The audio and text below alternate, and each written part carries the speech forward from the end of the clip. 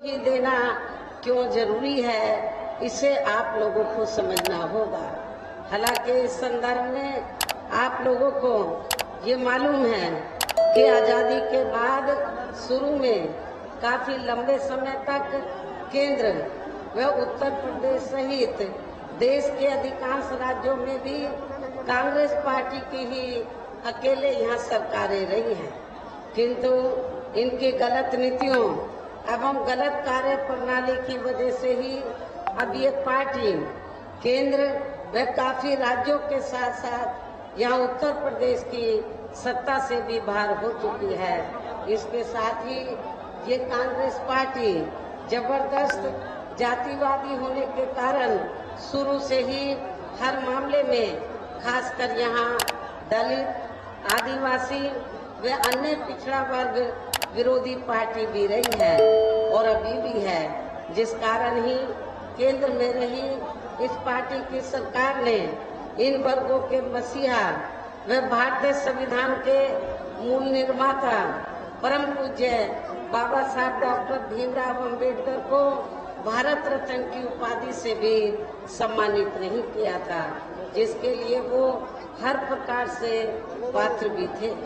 इतना ही नहीं बल्कि इनके मूवमेंट को आगे बढ़ाने के लिए अपनी पूरी जिंदगी समर्पित करने वाले मान्यवर श्री कांशीराम जी के देहांत होने पर भी केंद्र में उस समय इसी कांग्रेस पार्टी की रही सरकार ने उनके सम्मान में एक दिन के लिए भी राष्ट्रीय शोक घोषित नहीं किया था, तथा न ही इस पार्टी की रही सरकार ने पिछड़े वर्ग की आरक्षण संबंधी मंडल कमीशन की रिपोर्ट को भी लागू किया था, जिसे फिर बीएसपी ने अपने कड़े संघर्ष व अथक प्रयासों से केंद्र में रही श्री बीपी सिंह की सरकार से ही इसे लागू कराया था।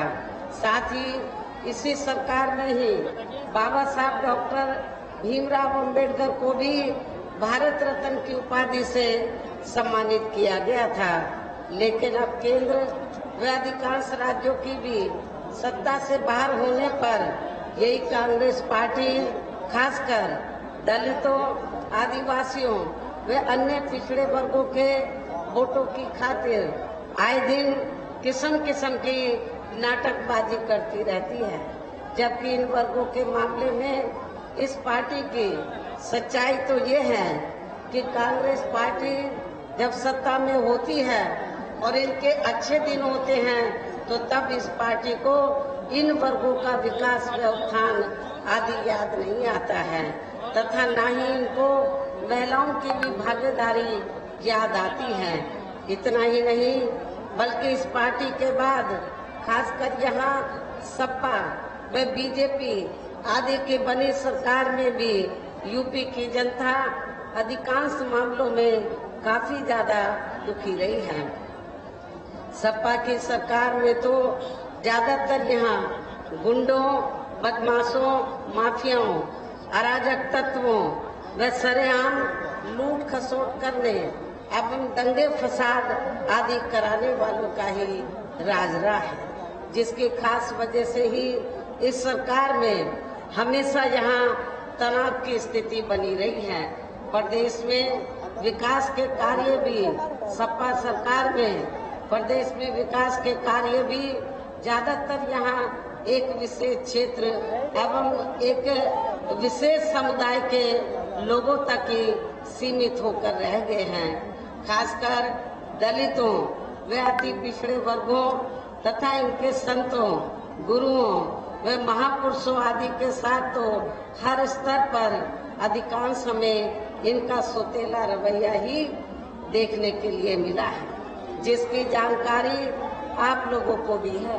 उन्हें मैं यहाँ दोहराना नहीं चाहती हूँ। इसी प्रकार भाजपा सरकार की भी नीतियाँ व कार्यशैली अधिकांश यहाँ जातिवादी, पूंजीवादी एवं आरएसएस के संकीर्ण एजेंडे को ही लागू करने पर टिकी रही हैं, जिससे प्रभावित एवं शिकार हुए लोगों का इस सरकार में सही से विकास व उत्थान आदि नहीं हो सका है। साथ ही इनका हर स्तर पर काफी ज्यादा उत्पीड़न भी हुआ है।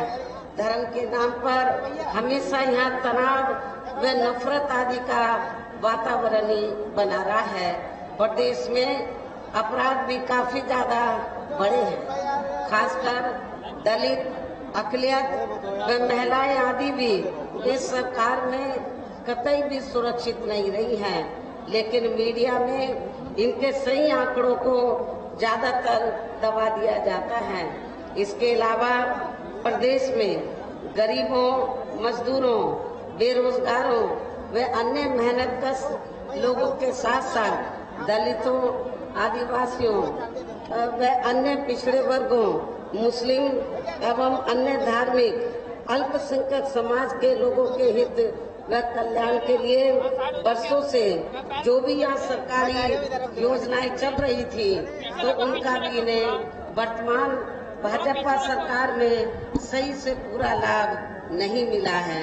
साथ ही दलितों व पिछड़े वर्गों को भी अब आरक्षण का पूरा लाभ वर्तमान भाजपा सरकार में नहीं मिल पा रहा है, क्योंकि इन्होंने बड़े बड़े सरकारी कार्य ज्यादातर प्राइवेट सेक्टर के जरिए ही कराए हैं, जिसमें इनके लिए आरक्षण की कोई भी व्यवस्था नहीं है।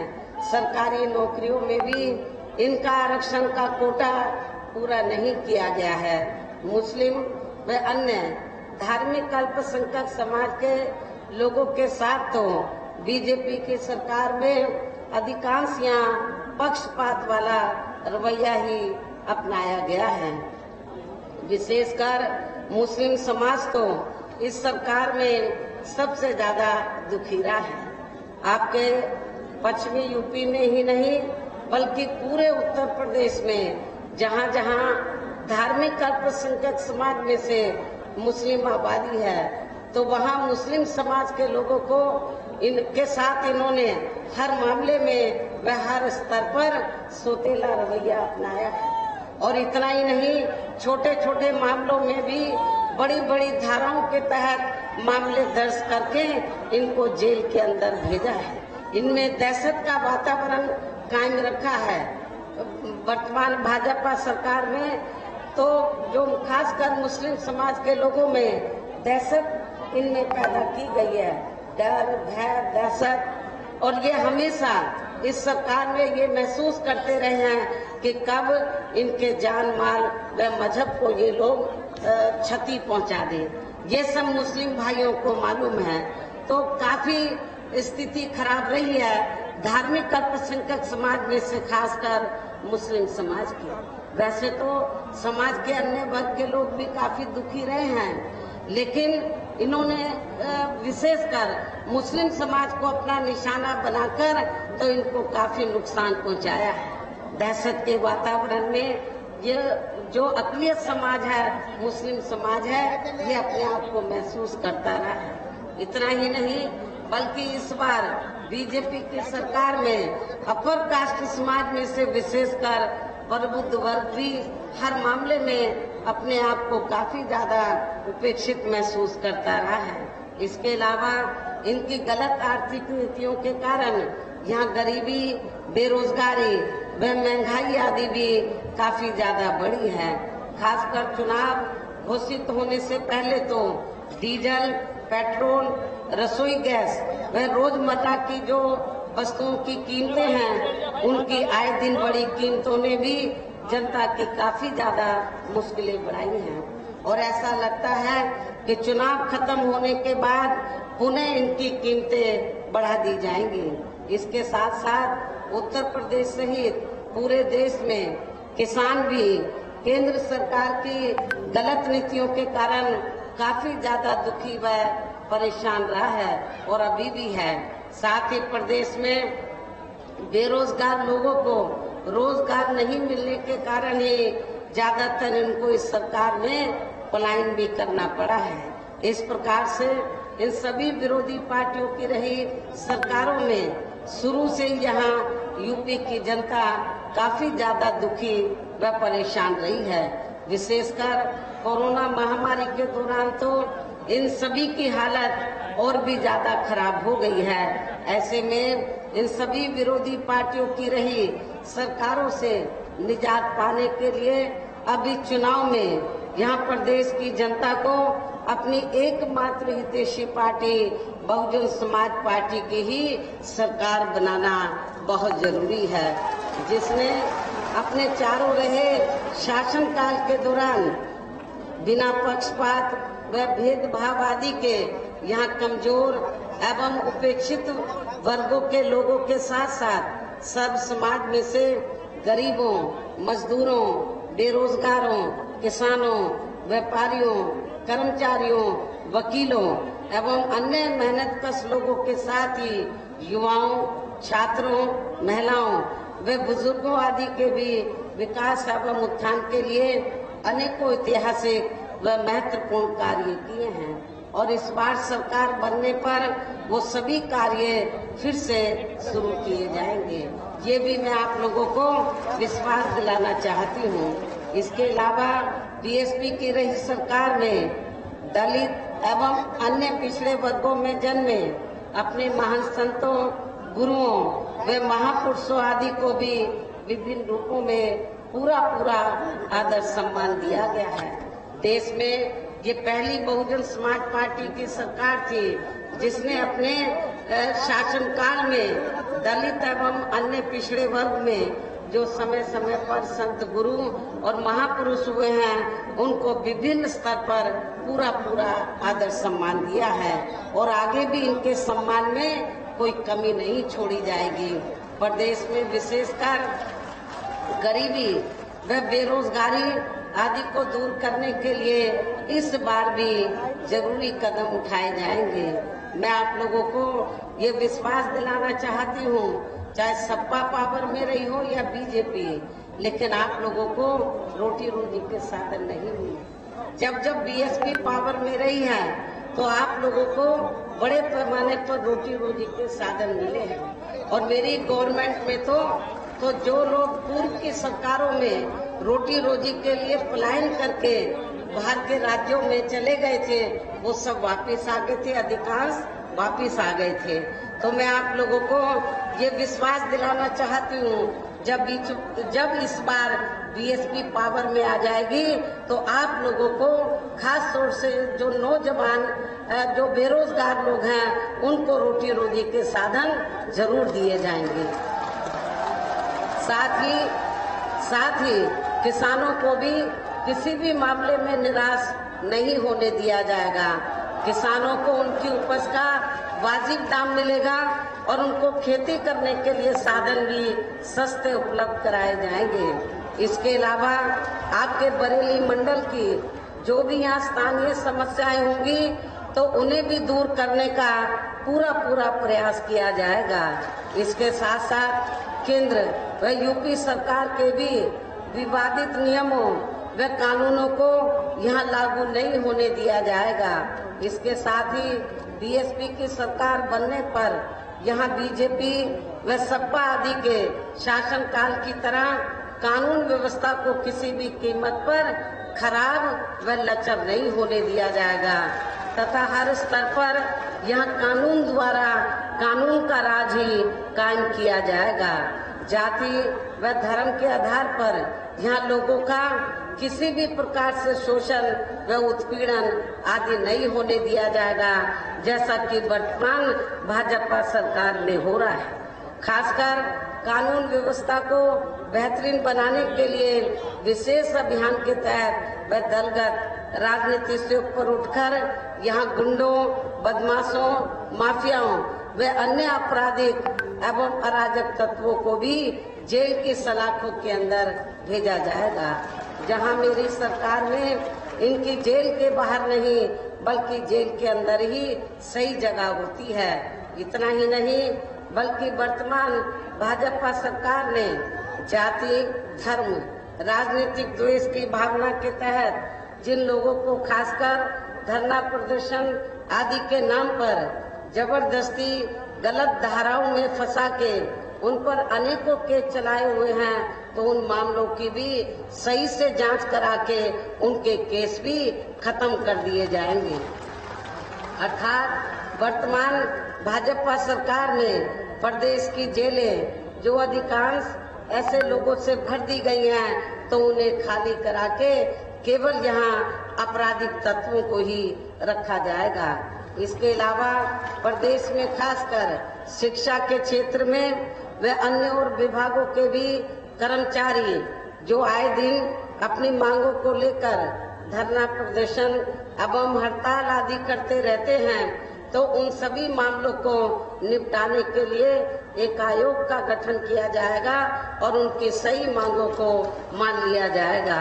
इसके साथ साथ मैंने पार्टी के विभिन्न कार्यक्रमों के दौरान सब जनहिताय व सब जन सुखाय को लेकर जो भी कार्य करने के लिए कहा है, तो उन पर भी जरूर अमल किया जाएगा।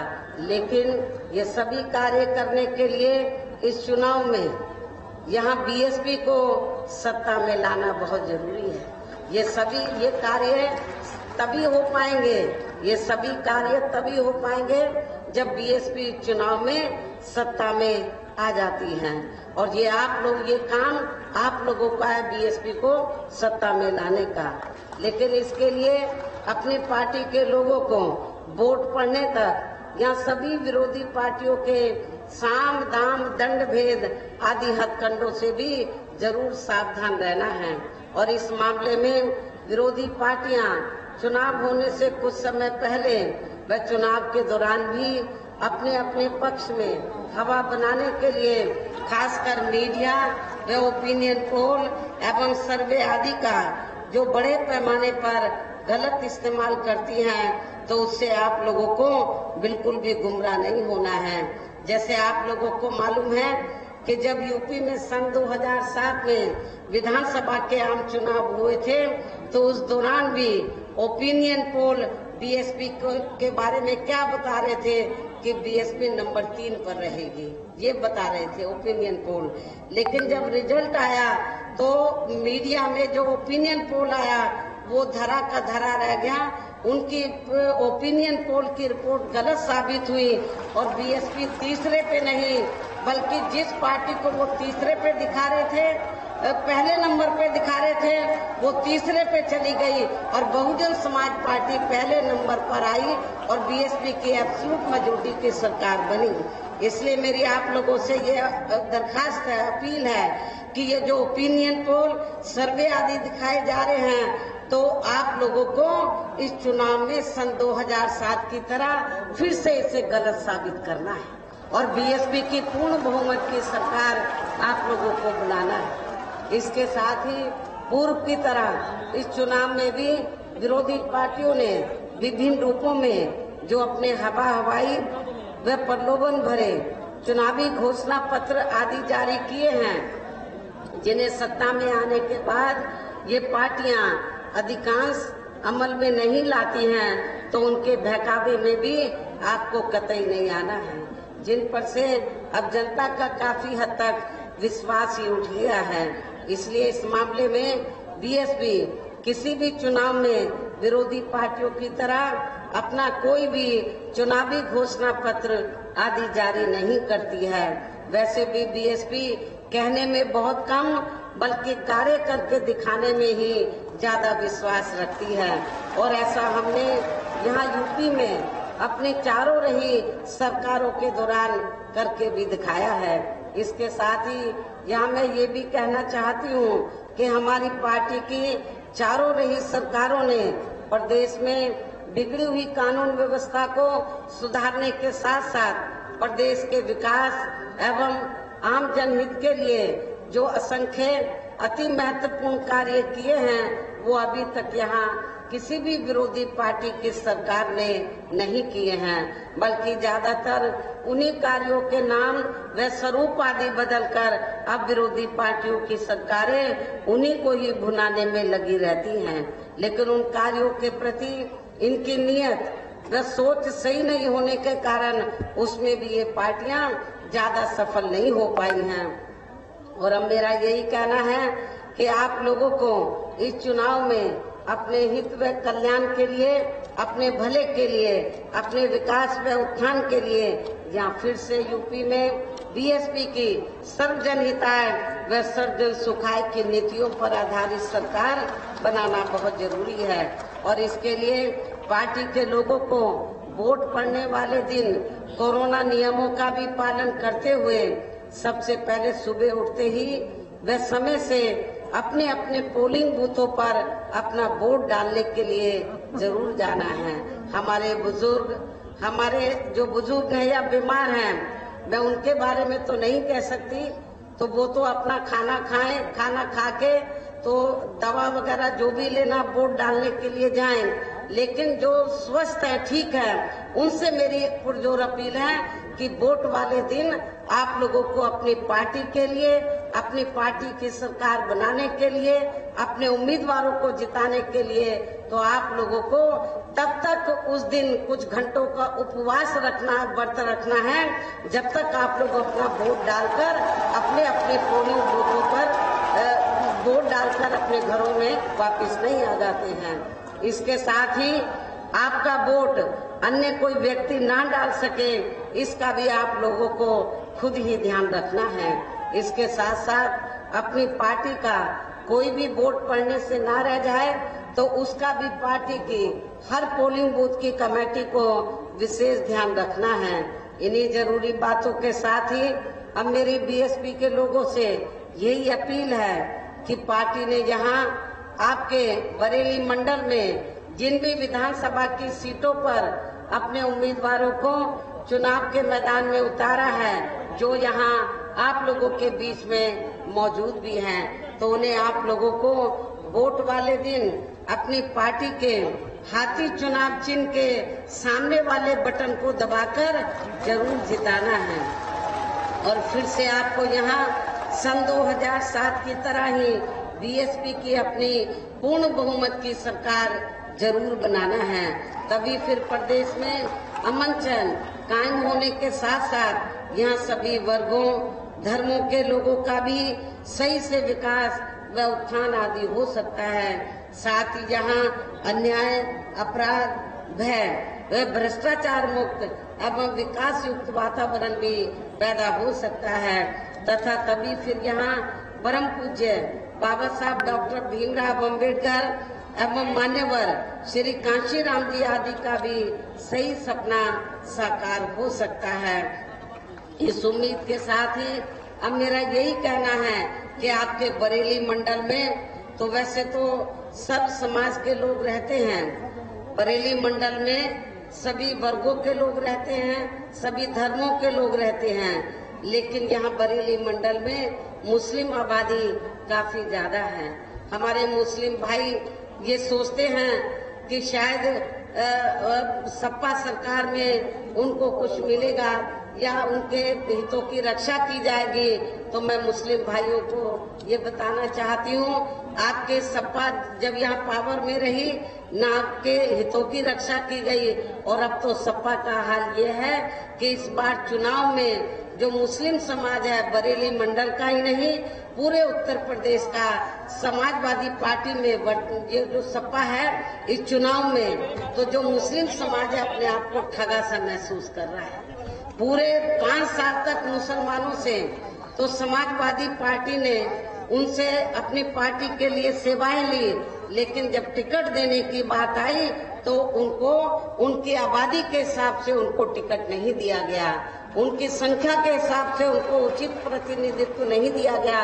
तो मुस्लिम भाइयों को मैं बताना चाहती हूँ, हमने अकेले बरेली मंडल में ही नहीं बल्कि पूरे उत्तर प्रदेश में जहाँ जहाँ मुस्लिम आबादी ज्यादा है, हमने उनको टिकट देने के मामले में उचित भागीदारी दिया है। और मैं उनको ये भी विश्वास दिलाना चाहती हूँ, जब बीएसपी पावर में आ जाएगी तो आपके हितों का हर मामले में हर स्तर पर पूरा ध्यान रखा जाएगा। आपके साथ पक्षपात या भेदभाव वाला वातावरण आपके साथ इस्तेमाल वातावरण पैदा नहीं किया जाएगा। ऐसा आपको नहीं लगेगा कि बीएसपी की सरकार में सोतेला रवैया अपनाया जा रहा है। सोतेला रवैया अपनाया जा रहा है, भेदभाव वाला रवैया अपनाया जा रहा है, ऐसे मुस्लिम समाज के लोगों को नहीं लगेगा। वैसे तो हमारी पार्टी सब जनहिताय व सब सुखाई की है, सभी धर्मों सभी वर्गों के लोगों का एक समान ध्यान रखती है, लेकिन किसी की उपेक्षा नहीं करती है। किसी भी समाज की या किसी भी धर्म के लोगों की उपेक्षा नहीं करती है, ये भी मैं आप लोगों को विश्वास दिलाना चाहती हूँ। और वैसे भी बरेली मंडल के जो लोग हैं तो उनका मेरे से विशेष लगाव है। तो बरेली मंडल के लोगों का और खास तौर से जो बदायूं जिला है, तो जिसको बहुत पिछड़ा हुआ जिला मान के चलते थे, तो जब बीएसपी की सरकार बनी तो हमने उसका विकास भी किया। लेकिन इस पश्चिमी यूपी में बरेली जिले के लोगों, बरेली मंडल में बदायूं जिले के लोगों ने कहा कि बहन जी यहाँ से विधानसभा का आम चुनाव उनको लड़ना चाहिए। आज से कई चुनाव पहले जब वहाँ के लोगों की दिल्ली तमन्ना थी, तो मैंने वहाँ से जब चुनाव लड़ा था, उन्होंने मुझे जिताकर भेजा। इसलिए कुछ ज्यादा ही लगाव है बरेली मंडल के लोगों से और खास तौर से बदायूं जिले के लोगों से। इसलिए मैं आप लोगों को ये बताना चाहती हूँ कि चाहे तो मुरादाबाद मंडल है, तो चाहे मुरादाबाद मंडल में जैसे बिजनौर जिले के लोग अपने आप को सोचते हैं कि बहन जी हमारी है, इसी प्रकार बरेली मंडल में बदायूं जिले के लोग भी सोचते हैं कि बहन जी हमारी है। लेकिन मैं मुरादाबाद मंडल के साथ साथ तो बरेली मंडल के लोगों को भी ये बताना चाहती हूँ। अब मैं आप सब लोगों के हित की मैं बात करती हूँ, तो मैं आप सब लोगों की हूँ। अब मैं अकेले बिजनौर या बदायूं की नहीं, लेकिन उनका अधिकार बनता है क्योंकि उन्होंने मुझे जिताकर भेजा, पार्लियामेंट में भी भेजा, असेंबली में भी भेजा। लेकिन मैंने जीतने के बाद, सरकार बनने के बाद तो पक्षपात वाला रवैया नहीं अपनाया।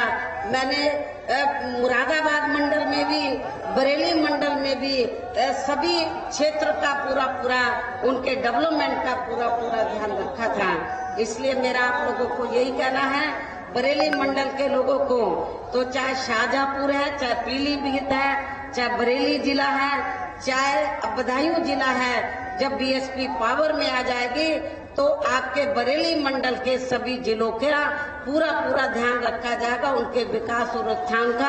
और इन चारों जिलों में जो रहने वाले लोग हैं उनकी सभी समस्याओं का उनका जरूर समाधान किया जाएगा। ये भी मैं आप लोगों को विश्वास दिलाना चाहती हूँ। अब मैं आप लोगों का और ज्यादा समय न लेते हुए अब मैं यही कहना चाहती हूँ कि अब आप लोगों को इस चुनाव में क्या करना है। अब आप लोगों को हर पोलिंग बूथ को जिताना है, बीएसपी को सत्ता में लाना है। हर पोलिंग बूथ को जिताना है, बीएसपी को सत्ता में लाना है। वैसे आज आप लोगों के जोश को देखकर मुझे ऐसा लग रहा है कि आप लोग बीएसपी के नेतृत्व में अपनी 5वीं बार सरकार जरूर बनाएंगे। आप लोगों का जो जोश है उसको देखकर ऐसा लग रहा है कि आप लोग बीएसपी के नेतृत्व में 5वीं बार अपनी सरकार जरूर बनाएंगे और अपनी बहन जी को 5वीं बार उत्तर प्रदेश का मुख्यमंत्री जरूर बनाएंगे। ऐसा मुझे आप लोगों के जोश और खरोश को देखकर ऐसा लग रहा है। इस विश्वास के साथ ही अब मैं पुनः अपनी पार्टी के सभी उम्मीदवारों को जिताने के पुरजोर अपील करते हुए अपनी बात यही समाप्त करती हूँ। जय भीम व जय भारत। बहुजन समाज पार्टी जिंदाबाद।